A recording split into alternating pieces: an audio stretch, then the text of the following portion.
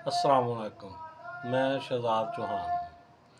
मैंने आज बात ये करनी है कि बाज़ तज्ज़िया कार जो हैं वो ये तज्ज़िया कर रहे हैं और ये तासर देने की कोशिश कर रहे हैं कि तहरीक इंसाफ को जो वोट पड़े हैं वो सबसे ज़्यादा तो पड़े हैं, लेकिन इसका ये मतलब नहीं कि वो जो है वो सबसे बड़ी पार्टी है। यानी कि वो ये तासर दे रहे हैं कि दूसरी पार्टियां जो हैं उनको भी वोट बहुत ज़्यादा पड़े हैं। और बाद तजिया नगारों ने तो ये तासर दिया कि पीपल्स पार्टी और मुस्लिम लीग नून के अगर वोट मिला लिए जाएं तो वो पीटीआई से ज़्यादा है। ये बात दुरुस्त है, जो इलेक्शन कमीशन ने रिज़ल्ट दिया है उसके मुताबिक तो ये बात दुरुस्त है, लेकिन नून लीग को और पीपल्स पार्टी को और एमक्यूएम को जिस तरह रिज़ल्ट दिया गया है फार्म 47 के मुताबिक, उस पर तो ये है कि अभी चंद हल्के आपके सामने मैं पेश करता हूँ कि मिसाल के तौर पर NA 128 जो सलमान अकरम राजा साहब का हल्का है लाहौर का, यहाँ पर सलमान अकरम राजा जो हैं उनको 1,60,000 वोट पड़ा है और उनके मुखालफ जो उम्मीदवार थे ओम चौधरी साहब, उनको उन्होंने 1,71,000 वोट दिलवा के तो जितवा दिया। मुबैना तौर पर सलमान अकरम राजा साहब जो हैं वो उनके बकौल उनकी लीड जो है वो 90,000 के लगभग थी। अब आप अंदाज़ा लगाएं कि 1,60,000 वोट वाला बंदा जो है वो हार गया और जिसको वोट 1 लाख भी नहीं टोटल पड़ा था वो मुबैना तौर पर जीत गया। तो इस तरह NA 71 जो है ख्वाजा आसिफ साहब वाला हल्का, उसको आप देख लें। वहाँ पर अभी जब रिजल्ट टीवी चैनल्स दिखा रहे थे तो 50,000 की तकरीबन लीड थी रिहाना डार साहबा की। तो ख्वाजा साहब जो थे वो बहुत पीछे थे, तो 50,000 लीड उनकी ख़त्म करके और उनको भी जितवा दिया गया। और अब ये देखें जो NA 130 है लाहौर का हल्का मियाँ मोहम्मद नवाज शरीफ साहब वाला, वहाँ पर डॉक्टर यास्मीन राशिद साहबा जो थी वो 25-30 हज़ार वोट से लीड कर रही थी। तो मियाँ मोहम्मद नवाज शरीफ साहब जो है उनको 1,72,000 वोट दिलवा कर जितवा दिया गया। अब एक एक हल्के में मुबैना तौर पर 50-50 हज़ार, 60-60 हज़ार, 70-70 हज़ार, 80-80 हज़ार वोट जो है वो फार्म 47 में दिया गया दूसरी जमातों को तहरीक इंसाफ के जो मुकाबले पर थी। तो ऐसे वोट जो हैं, अब ये शुएब शाहीन साहब वाला इस्लामाबाद वाला हल्का देख लें, वो 40-50 हज़ार वोटों से जीत रहे थे जबकि उनको हरवा दिया गया।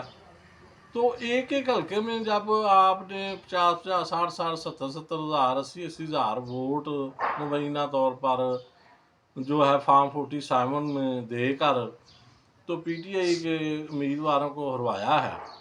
तो अब मैं आपको बताता हूँ कि मेरे सामने मैं पढ़ रहा था, आज बहुत बड़े सहाफ़ी हैं पाकिस्तान के मुजीबर रहमान शामी साहब, उनका कॉलम का अनुमान था कि एयर मार्शल असगर खां के हाथ खाली।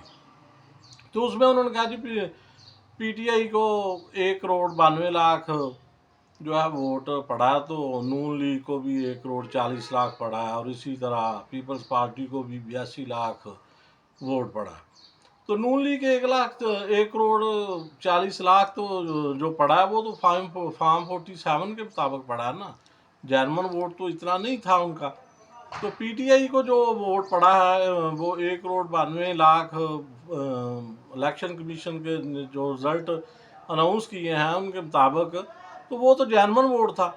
बल्कि बाज़ हलकों में तो पीटीआई के हज़ारों वोट जो हैं वो मुस्तरद किए गए मुबैना तौर पर। जैसा कि आप मुल्तान के हलका में मेहरबानों का जो हलका था, शाम कुरैशी साहब की जो बेटी हैं उनका जो हलका था, उसमें 16,000 वोट जो है वो मुस्तरद करके तो मेहरबानों को हरवाया गया था।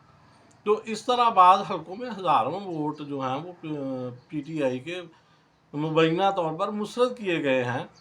تو باقی جو انہوں نے اکاؤنٹ کر کے تو 1,92,00,000 ووٹ بنتا ہے پی ٹی آئی کا، اور نون لیگ کا 1,40,00,000 ووٹ تو پڑے ہیں فارم 47 کے مطابق.